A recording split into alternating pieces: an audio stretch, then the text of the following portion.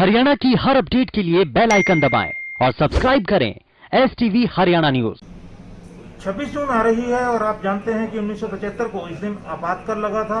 इस सारे दिन को भाजपा इस साल कैसे मनाने वाली है, लेकिन महत्वपूर्ण बात यह है कि आंदोलनरत किसानों ने भी, किसान संगठनों ने भी आपातकाल का दिवस मनाने का फैसला लिया है। हमारे साथ इस समय मौजूद हैं भाजपा के वरिष्ठ नेता सुभाष बराला जी सार्वजनिक उपक्रम ब्यूरो के चेयरमैन भी हैं। नमस्कार सर।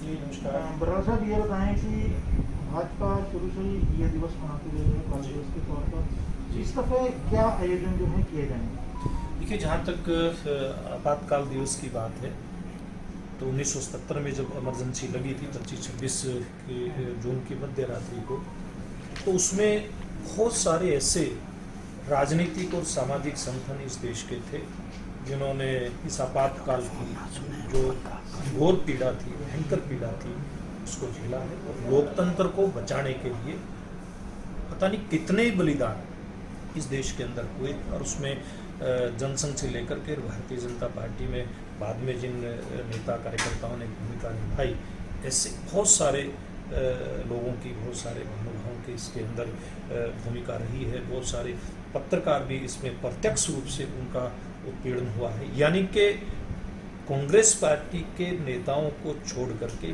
मुझे नहीं लगता देश में उस समय कोई भी राजनीतिक दल, कोई ऐसा सामाजिक दल या जो लोकतांत्रिक व्यवस्थाओं को मजबूत करने के लिए कोई पत्रकारिता जैसे जो एक बड़े संगठन रहते हैं, वो कहीं बचे होंगे उसके उत्पीड़न से।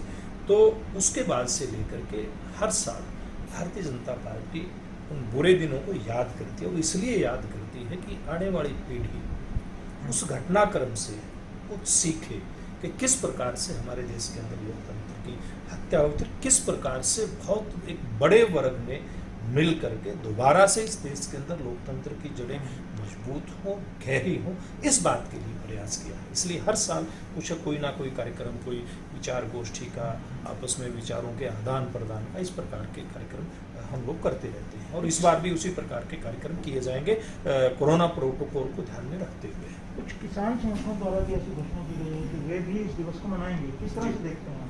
देखिए, मुझे लगता है कि कोई भी ऐसा संगठन जो उस देश के अंदर किसी भी रूप में काम करता होगा, वो जरूर कांग्रेस पार्टी को छोड़ करके इस दिन को याद करेगा, क्योंकि वो एक हमारे क्योंकि सबसे एक दुनिया के अंदर बड़ा लोकतंत्र हमारा देश है, सबसे बड़ा लोकतांत्रिक देश मानते हैं अपने आप को, सबसे परिपक्व भी हम लोग मानते हैं इसको। तो इसमें कोई भी ऐसा संगठन, गैर कांग्रेसी संगठन है, राजनीतिक है, गैर राजनीतिक है, तो उसमें किसान संगठन आते हैं, वो इस दिन को जरूर याद करते हैं कि किस प्रकार से उस दिन देश के अंदर लोकतंत्र की हत्या हुई थी। और मुझे लगता है कि इसी कड़ी के अंदर किसान संगठन ने इस दिन को याद करने का कोई काम अपने हाथ में लिया हुआ। बेहतर तो किसान संगठन ही बता सकते हैं कि इनकी मंशा क्या है, लेकिन मुझे लगता है कि उसी नाते वो लोग इस दिन को याद कर रहे हैं। ये बताएं कि आप लोगों ने भी किसानों के लिए जब विपक्ष में काफ़ी आंदोलन किए, आपकी मांग भी रहती थी कि किसानों को सुविधाएं दी जाएँ, स्वामीनाथन लागू किया जाए।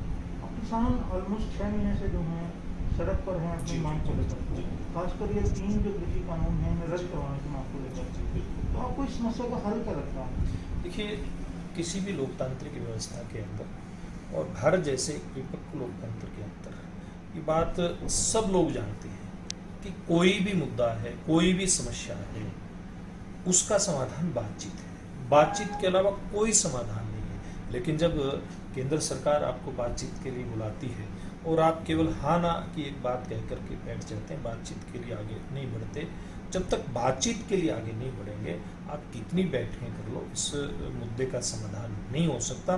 क्योंकि देखिए, एक बात ये समझने की है, भारतीय जनता पार्टी की जो सरकार है और खास करके देश के प्रधानमंत्री नरेंद्र मोदी हैं, ये कोई पारिवारिक विरासत इनको राजनीति में प्रधानमंत्री पद के रूप में नहीं मिली, ना ये एक्सीडेंटल प्रधानमंत्री है। इनका एक लंबा अनुभव एक सामाजिक कार्यकर्ता के नाते, राजनीतिक कार्यकर्ता के नाते, फिर गुजरात के मुख्यमंत्री के नाते और देश के प्रधानमंत्री के नाते रहा है।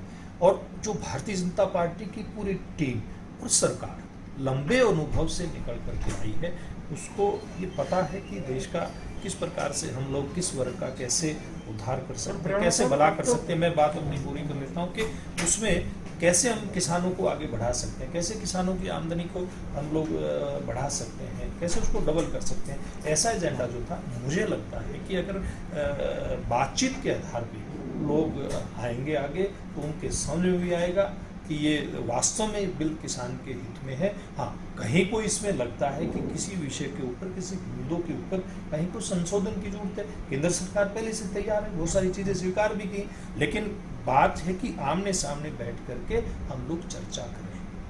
डॉक्टर साहब, जिस तरह से अभी आपने कहा कि बिना संवाद के कुछ नहीं फल निकलेगा, लेकिन आप संवाद ठप सा दिखता है। क्या आप केंद्र सरकार से आग्रह करेंगे कि दोबारा किसानों को न्योता दिया जाए बातचीत के?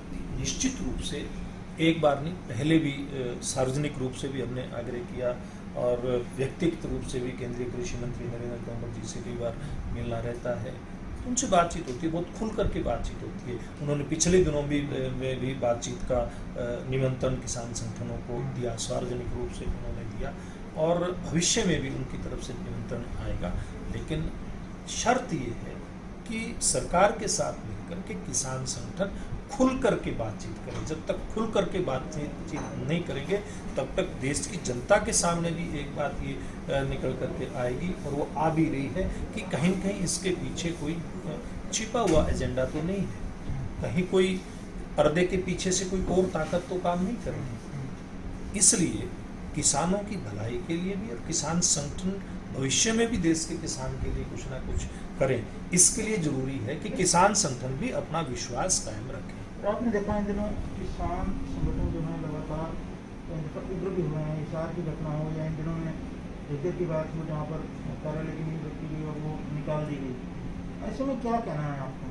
देखिए, मैं एक ही बात कहूँगा कि कुछ शरारती लोग हर जगह होते हैं। किसान संगठनों में सब लोग शरारती हैं, ऐसी बात नहीं की जा सकती, लेकिन कुछ लोग ऐसे हैं जो उसकी दिशा भटकाना चाहते हैं। वरना क्या कि जो लोग इस प्रकार की गलत हरकत करते हैं, क्या उनको पता नहीं कि लोकतंत्र में इस प्रकार की बातें स्वीकार्य नहीं हैं? लेकिन कुछ लोग नहीं चाहते कि शांति के साथ कोई विषय आगे बढ़े, अशांति कुछ लोग चाहते हैं। ये बताएं कि ये कोरोना काल से समय गुजर रहे हैं, हालांकि इस समय दूसरी लहर जो है दलाम कर रहे हैं, क्या राज्य में सभी राजनीतिक दलों की आप भूमिका मानते हैं सही रही, सरकार के सहयोग में रहे कोरोना से निपटने के लिए? देखिए, मुझे लगता है अगर कुछ राजनीतिक टिप्पणियों को अगर अलग कर दें, ऐसे विरोधी दलों की जितनी भी पार्टियां हरियाणा में हैं उनमें कहीं न कहीं इस प्रकार के लोग हैं, लेकिन अगर बड़े पैमाने पर बात करें, सत्ता पक्ष के साथ साथ विपक्ष ने भी, बहुत सारे लोगों ने एक जो सकारात्मक भूमिका होती है वो निभाने का काम किया है, जमीन पर भी निभाई है, और समय समय पर जब मुख्यमंत्री जी से किसी न किसी विषय पे उनकी चर्चा हुई है तो वहाँ भी बहुत सारे नेताओं ने ऐसी अपनी सकारात्मक भूमिका निभाई है। हाँ, लेकिन कुछ लोग ऐसे हैं जिनको राजनीति करनी ही होती है, ऐसे लोग भी आए हैं, वो उजागर भी हुए हैं, जिनकी आदत है समय समय पर टिप्पणी करना। ऐसे लोग भी हैं जब वैक्सीनेशन शुरू हुई तब उसका विरोध करते थे, उसको बीजेपी की वैक्सीन कहते थे, हम नहीं लगवाएंगे, और बाद में जब क्योंकि पहली बार इस प्रकार की बीमारी है, हमारे देश ने प्रधानमंत्री नरेंद्र मोदी जी के नेतृत्व में स्वदेशी वैक्सीन विकसित करके देश की जनता को उपलब्ध करवा करके वैक्सीन इस बीमारी से बचाने का काम किया। एक रिकॉर्ड समय में वैक्सीन दी भी, लेकिन जब कहीं कोई थोड़ी बहुत किसी वजह से कोई कमी आई तो उन्हीं लोगों ने जो वैक्सीन लगाने का विरोध करते थे, इसके ऊपर भी उन्होंने राजनीति की। ऐसे लोग भी हैं हमारे प्रदेश में भी और देश के अंदर भी हैं। राहुल गांधी जी के इशारे पर चलते हैं, हम सब लोग देखते हैं। ये तो क्योंकि राहुल गांधी का आपने नाम ले लिया है तो पूरी बड़ी पार्टी है, उस जो कांग्रेस में है, कुछ नाम लेना चाहेंगे या पूरी पार्टी ने ऐसा किया? देखिए, पूरी पार्टी की मैं बात नहीं कर रहा। राहुल गांधी जी की टिप्पणी तो आप लोग सुनते रहते हैं, उनके इशारे पे यहाँ भी काम होता ही है ना। रणदीप सिंह जी सुरजेवाला इस प्रकार की समय समय पर टिप्पणियाँ करते रहते हैं जो नहीं करनी चाहिए। हाँ, लेकिन वो दूसरा काम भी कर रहे हैं, वो तो हेतु तो वो बताएंगे मास्क बांटने का और इस प्रकार से। बराड़ साहब, आपके पड़ोसी राज्य में एक महत्वपूर्ण जो है डेवलपमेंट हुई है राजनीतिक, क्योंकि अभी तक अकाली दल जो है भाजपा का एक बहुत फूली माना जाता कि पवित्र गठबंधन है, लेकिन पिछले दिनों किसानों के मुद्दे पर भले ही अलग हुए, लेकिन अब लगता है कि अकाली दल ने बिल्कुल अपनी राह अलग कर ली है, बसपा से समझौता किया है। इस सारे गठबंधन को आप किस तरह से देखते हैं? मेरा सवाल इसलिए है आपसे क्योंकि पंजाब का जो राजनीति का असर हरियाणा पे भी कम बेश देखने को मिलता है, हरियाणा की डेवलपमेंट्स का पंजाब पे भी असर रहता है। देखिए, मैं तो एक बात कहूँगा कि जो इनका पूर्व का एक रिकॉर्ड है बहुजन समाज पार्टी का, वो तो सब लोगों के सामने है। और मुझे लगता है कि हमारे देश के अंदर जहाँ जहाँ भी बहुजन समाज पार्टी इकाई है, थोड़ा सा भी काम है, वहाँ इस देश का जो भी राजनीतिक दल है भारतीय जनता पार्टी से, सबका एक अनुभव है इनके साथ काम करने का, सबके कड़वे अनुभव है। पिछले हरियाणा के विधानसभा चुनाव से पहले ही आप लोग देखेंगे कि लोकसभा चुनाव के समय बहुजन समाज पार्टी किसी और के साथ थी, उसके बाद किसी और के साथ आई, और चुनाव आते आते फिर उसका क्या हुआ सब लोग जानते हैं। यानी कि एक ही चुनाव में आप 3-3 पार्टनर आप लोग बदलते हैं और उसके बाद भी आप हाशिए पर रहते हैं। ये अनुभव हरियाणा में उन्होंने दिखाया है, हमने उस अनुभव को साक्षात सामने देखा है राजनीतिक इस दंगल के अंदर। और पंजाब में अब क्या होगा ये भी देखने की बात है, क्योंकि बाकी देश के हिस्से में जैसे जैसे उन लोगों के अनुभव रहे हैं, क्या अनुभव पंजाब में भी नहीं होंगे? क्या इस बात की क्या गारंटी है? चुनाव आते आते क्या होगा, वो साथ रहेंगे कि नहीं रहेंगे, ये भविष्य की बात है। यानी कि कुल मिलाकर के अगर बात करें तो कोई विश्वसनीय पार्टनर बहुजन समाज पार्टी को कोई मानता नहीं है। शुक्रिया।